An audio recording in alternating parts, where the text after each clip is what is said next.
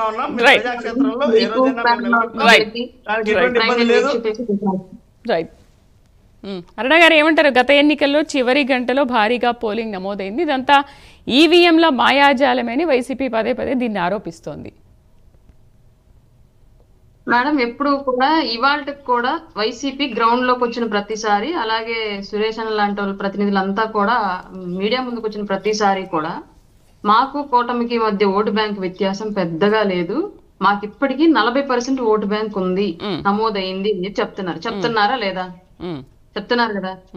40% vote bank అనేది నమోదైంది EVM లోనే కదా. ఈవీఎం లో నమోదైనప్పుడు నేను మా పక్కింటి అతను వైసీపీకి వేయడానికి వెళ్ళి అదే ఈవీఎం, నేను వెళ్ళి కూటమికి వేయడానికి వెళ్ళినప్పుడు అదే ఈవీఎం, నా ఓటు నేను వేసిన పార్టీకి పడి అతని ఓటు ఇంకో పార్టీకి ఎలా పడుతుంది? అదే ఈవీఎం రెండు రకాలుగా మనుషులను బట్టి ఎలా ఐడెంటిఫై చేసి పనిచేస్తుంది సాంకేతికంగా? నాకు అర్థం కాని విషయం. వాళ్ళే 40% ఉందని చెప్పేసి గర్వంగా చెప్తున్నారు, మళ్ళీ వాళ్ళే ఈవీఎంలు ట్యాంపరింగ్ జరిగాయని చెప్పేసి చెప్తున్నారు. రెండిట్లో ఏది కరెక్ట్ అనేది ఫస్ట్ వాళ్ళని డిసైడ్ చేసుకోమని చెప్పండి. వాళ్ళు మాట్లాడుతున్నట్టు ఈ రెండు నాలుకల ధోరణిలో ఏ నాలుక కరెక్ట్ అనేది వాళ్ళు డిసైడ్ చేసుకుంటే దాన్ని బట్టి తర్వాత స్టెప్ ఏంటి అనేది వాళ్ళు ఆలోచించుకోవడానికి ఒక అవకాశం దొరికింది. అబద్ధము అని వాళ్లే చెప్తున్నారు, నిజము అని వాళ్లే చెప్తున్నారు. కాబట్టి వైసీపీ మాట్లాడుతున్న మాటలే పూర్తిగా అబద్ధం అన్న విషయం మాత్రం ఈ సందర్భంగా తేటతెలమవుతున్న విషయం మొదటి. అలాగే గత 5 ఏళ్ల పాలనలో వీళ్ళు చేసినట్టు ఈయన ఎందాక అన్నారు ఏదో మాట, మాకు ఓట్లు వేసారైనా సరే మాకు కనిపించలేదు అని చెప్పేసి. రైతుల ఓట్లు గతంలో వాళ్ళు ఇచ్చినట్టు హామీ ఏంటి? కేంద్రం ఇచ్చేటువంటి కిసాన్ పథకంతో సంబంధం లేకుండా రాష్ట్రంలో రైతు భరోసా 12,000 ఇస్తామన్నారు. తర్వాత కేంద్రం ఇచ్చేటువంటి అమౌంట్ ని కలిపి 19,000గా ఇస్తామన్నారు. కానీ అధికారంలోకి వచ్చాక ఏం చేశారు? కేంద్రం ఇచ్చేటువంటి పథకంతో కలిపి 12,000 ఇచ్చారు. అందువల్ల రైతులకు చేసినటువంటి మోసంతో రైతుల ఓట్లు పోయా. కౌలు రైతులకు ఇది వర్తించదని చెప్పేసి దానికి మళ్ళీ అది గుర్తింపు కార్డులు అని చెప్పేసి దాంట్లో మళ్ళీ లిమిటెడ్ గా పెట్టేసి చాలా మంది కౌలు రైతులు ఆత్మహత్యలు చేసుకోవడానికి కారణం అయ్యారు. దానివల్ల వాళ్ళ కుటుంబాల ఓట్లు వాళ్ళ ఓట్లు కూడా పోయా. అలాగే భూ హక్కు చట్టం అనేది ఒకటి తీసుకొచ్చేసి ఈ లిస్టా రీతికి వీళ్ళు సర్వేలు వేసుకుని వీళ్ళ బినామీలకు భూములు దోచిపెట్టడానికి, సామాన్యుల నోర్లు కొట్టడానికి భూ హక్కు చట్టం ఒకటి తీసుకొచ్చారు. దాని ద్వారా భూమి ఉన్నటువంటి ప్రతి వాళ్ళ ఓట్లు పోయా. అలాగే మత్స్యకారులు జీవో ఒకటి తీసుకొచ్చేసి మత్స్యకారులు నోరు కొట్టడానికి ట్రై చేశారు. కాబట్టి మత్స్యకారులు పల్లికారుల ఓట్లన్నీ కూడా పోయా. అలాగే సిపిఎస్ అనేది గతంలో హామీ ఇచ్చి తర్వాత సిపిఎస్ విషయంలో పూర్తిగా మడమ తెప్పనన్నటువంటి జగన్మోహన్ రెడ్డి గారు ఎంటైర్ బాడీ తిప్పేసేటప్పటికి ఉద్యోగుల ఓట్లు కూడా పోయా. డిపార్ట్మెంట్ వాళ్ళు దాచుకున్న పిఎఫ్ డబ్బులతో సహా ఇతర పథకాలకి క్రియేట్ చేసి లాగేసుకున్నారు. కాబట్టి వాళ్ళ ఓట్లు కూడా పోయా. అలాగే మహిళలు అమ్మఒడి పేరుతోటి గతంలో భారతీరెడ్డి గారు ఎంతమంది ఉంటే అంతమందికి ఇస్తాం, మీ పిల్లల్ని బడికి పంపించండి అని చెప్పేసి హామీ ఇచ్చారు. కానీ అధికారంలోకి వచ్చిన తర్వాత ఇచ్చింది ఒక కుటుంబానికి, ఒక ఫ్యామిలీకి. ఆ మహిళల ఓట్లు పోయా. అలాగే మద్యపాన నిషేధం పూర్తిగా చేస్తామని చెప్పేసి హామీ ఇచ్చి మహిళల ఓట్లు వేయించుకున్నారు. కానీ వచ్చిన తర్వాత ఏం జరిగింది?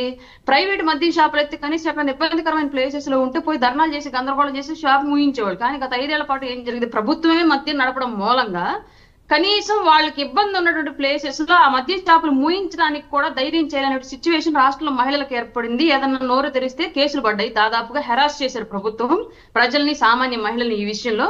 కాబట్టి మహిళల ఓట్లు కూడా పోయారు.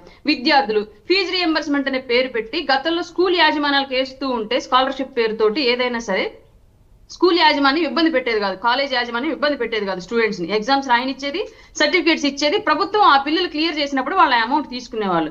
కానీ ఇక్కడ తల్లిదండ్రుల ఖాతాలకు లింక్ పెట్టడంతో ఏం జరిగిందంటే స్కూల్ యాజమాన్యాలు, కాలేజ్ యాజమాన్యాలు వాళ్ళని ఎగ్జామ్స్ రాయనివ్వలేదు, సర్టిఫికేట్స్ కూడా ఇవ్వలేదు. ఆ డబ్బులు ఇచ్చేంత వరకు కూడా వీళ్ళు అప్పులు చేసి కట్టుకోగలిగిన వాళ్ళు కట్టుకున్నారు, అప్పులు పుట్టని వాళ్ళు పిల్లల్ని చదువులు మానిపించేశారు. దానికి కారణం జగన్మోహన్ రెడ్డి. కాబట్టి విద్యార్థులు వాళ్ళ తల్లిదండ్రుల ఓట్లు కూడా పోయా. ఇన్ని రకాలుగా ఒకవైపు అమరావతి రైతుల ఓట్లు పోయా. రాష్ట్రంలో ఇన్ని రకాలైనటువంటి సమస్యలను సృష్టించి గతంలో ఓట్లేసిన వాళ్ళందరినీ కూడా విసిగించి వాళ్ళ ఓటు బ్యాంక్ అనేది కూటమికి టర్న్ అవడానికి సర్వశక్తులు ఒడ్డి కృషి చేసి మా కూటమి విజయాన్ని గెలుపొందిన జగన్మోహన్ రెడ్డికి ఇంకా గెలుపొచ్చేలాగా ఓట్లు ఎక్కడ పడతాయి? ఈవీఎంలు ఏం తప్పు చేశాయి ఇందులో? ఇంతమంది వర్గాలకు వ్యతిరేకతని అతనే మూట కట్టుకొని ఇంతమంది ఓట్లు ఆయన పోయేలాగా చేసుకొని అసలు ప్రజల్లో ఏం జరుగుతుంది, ప్రజలు ఏం కోరుకుంటున్నారు అనేది కూడా తెలుసుకోవడానికి కూడా అతను ఇష్టపడకుండా పరదాల మధ్యలో తిరిగి 70 మంది సలహాదారులను పెట్టుకొని ఆ సలహాదారు చెప్పిందే విని చుట్టూ ఒక 4-5 పెద్ద నాయకులను పెట్టుకొని ఎమ్మెల్యేలు కూడా అతనికి తీసుకెళ్లి రిపోర్ట్ ఇవ్వడానికి కూడా ఛాన్స్ లేకుండా చేసుకొని ఇన్ని రకాలుగా వ్యతిరేకత మూట కట్టుకొని ఓడిపోయి వాళ్ళ కూటమి మీద పడి ఏడిస్తే ఏం చేయగలం? ఇవన్నీ కూడా జగన్మోహన్ రెడ్డి యొక్క ఓటమి కారణాలైన అంశాలే కదా ఇవన్నీ కూడా.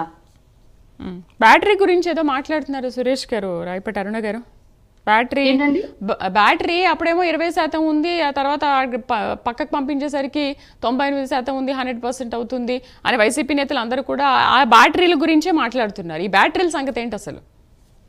మేడం అలాంటివి ఏమైనా ఉంటే గతంలో కూడా మా ఒంగోలు నుంచి బాలినేని శ్రీనివాసరెడ్డి గారు వైసీపీలో ఉన్నప్పుడు వీళ్ళని మాట్లాడదాం సపోర్ట్ సురేష్ గారు. ఈవీఎంల మీద సందేహాలుంటే నేను కోర్టుకు వెళ్తాను, నాకు సపోర్ట్ ఇవ్వండి అని అడిగారు. కానీ ఆ రోజు వీళ్ళే వెనక్కి తగ్గారు. ఎందుకు వెనక్కి తగ్గారు అంటే ఆ రోజు వీళ్ళకి అనుమానాలు ఏమీ లేవు. ఇప్పుడు మాత్రం ప్రజల్ని మోసగించడానికి ఏదో ఒక అంశాన్ని తీసుకొని వచ్చారు. అట్లాంటి టెక్నికాలిటీకి సంబంధించినటువంటి సందేహాలు ఏమైనా ఉంటే వీళ్ళు 100% ఈ సంవత్సర కాలంలో ఎప్పుడొకప్పుడు ఈసీని సంప్రదించి ఉండాల్సింది. దానికి సంబంధించినటువంటి డెమోలు ఇవ్వమని చెప్పేసి దానికి టెక్నికల్ లో ఉన్నటువంటి విషయాలు ఏంటంటే ఎక్స్ప్లెయిన్ చేయమని అడుగు ఉండాల్సింది. కొత్తగా ఇవాళ కూటమి ప్రభుత్వం ప్రజల్లో మన్ననలు పొందుతున్న టైంలో పెద్ద ఎత్తున కేంద్రం నుంచి నిధులు తీసుకొచ్చి రాష్ట్రంలో ప్రజలకు ఇస్తున్నటువంటి టైంలో ఇది మాత్రం డైవర్ట్ చేయాలి అని చెప్పేసి వాళ్ళు కొత్తగా ఈవీఎంలు అనేటువంటి టాపిక్ ని బయటికి తీసుకొచ్చి మాట్లాడారు. నిజంగానే ఇది పొలిటికల్ ఎజెండా, కూటమి మీద బురద జల్లేసే ఎజెండా, కూటమి చేస్తున్నట్టు పనులను ప్రజల్లోకి వెళ్ళనివ్వకుండా టాపిక్ ఏటో ఒకటి డైవర్ట్ చేసే ఎజెండా. అంటే చూస్తున్నారా కూటమికి ఎటువంటి ఆదరణ లభిస్తుంది అంటూ గమనిస్తున్నారా? ఈ 1 year నుంచి గమనించి ఈ ఈవీఎంల అంశం అనేది పైకి తీసుకొచ్చారు, అంతేనా? ముమ్మాటికి అండి. వాళ్ళు మాట్లాడుతున్నటువంటి ప్రతి నాయకులు చేస్తున్నట్టు ప్రతి పని కూడా దీర్ఘకాలిక ప్రయోజనాల కోసం, రాష్ట్రం యొక్క భవిష్యత్తు కోసం మాత్రమే చేస్తున్నారన్న విషయం ప్రతి చోట ప్రతి మంత్రిత్వ శాఖలో తేటతెల్లవుతున్న విషయం. కానీ గత 5 ఏళ్ల పాటు వీళ్ళు చేసినటువంటి విషయం ఏంటి? వాలంటీర్లు 5,000కి కన్ఫైన్ చేయడం, చేపల మార్కెట్లు, మటన్ మార్కెట్లు, ఇవే ఇంకా జీవితంలో ఎప్పుడు ఫ్రెష్ చేపలు తినలేదు కడప ప్రజలు, ఇప్పుడే తింటున్నారు జగన్మోహన్ రెడ్డి అధికారంలోకి వచ్చినాక అన్నటువంటి బిల్డప్లు ఇచ్చి అక్కడ చేపల మార్కెట్లను ఏర్పాటు చేశారు. అంటే వీళ్ళ ఆలోచన అంతా ఎలా జరిగింది అంటే భవిష్యత్ ఏంటనే దాని గురించి కాకుండా ఇప్పటికిప్పుడు ఏదో విధంగా ఇన్స్టెంట్ సంతోషాలను మాత్రమే మేము అడ్జస్ట్ అవ్వగలము, ప్రజలు కూడా దానికి అడ్జస్ట్ అవ్వండి, మిగతాదంతా మేము దోచుకొని తింటామన్న కాన్సెప్ట్ లో రాష్ట్రాన్ని నడిపించారు. కానీ ఇవాళ పాలన చూస్తూ ఉంటే, ప్రజలు మాట్లాడుతున్న విషయాలను చూస్తూ ఉంటే, ప్రభుత్వం చేస్తున్న తీరును చూస్తుంటే సుదీర్ఘ కాలమైనటువంటి ప్రయోజనాలను రాష్ట్రాలకు చేకూర్చేలాగా ముఖ్యమంత్రి గారు, ఉప ముఖ్యమంత్రి గారు, అలాగే ప్రధానమంత్రి గారు ఈ రాష్ట్రాన్ని ముందుకు తీసుకెళ్తూ ఉంటే ఈ విషయాన్ని ప్రజల్లోకి వెళ్లకుండా ఎలాగైనా డైవర్ట్ చేయాలన్నటువంటి ఉద్దేశంతో మాత్రమే ప్రతిసారి బయటికి రావడం, ఏదో ఒక హడావిడి సృష్టించేసేయడం, మీడియా మొత్తం దీని గురించి చర్చించుకునేలాగా చేయడం, ఆ రప్ప కత్తుల విషయాలు కానివ్వండి, లేదంటే టైర్ల కింద మనుషుల్ని తొక్కించడాలు కానివ్వండి, లేదంటే ఇంకో చోటకు వచ్చేసి పోలీసులు బట్టలు ఉపదేస్తానని చెప్పేసి మాట్లాడు, ఇవన్నీ కూడా పొలిటికల్ స్టంట్లు. దీని మీదే మీడియా తిరగాలి, ఇదే మీడియా ప్రచారం చేయాలి, కూటమి చేస్తున్నటువంటి పనులు అనేవి ప్రజల్లోకి వెళ్లకుండా డైవర్ట్ చేయాలి అన్నది మాత్రమే చేస్తున్నారు. రైట్ విజయ్ గారు.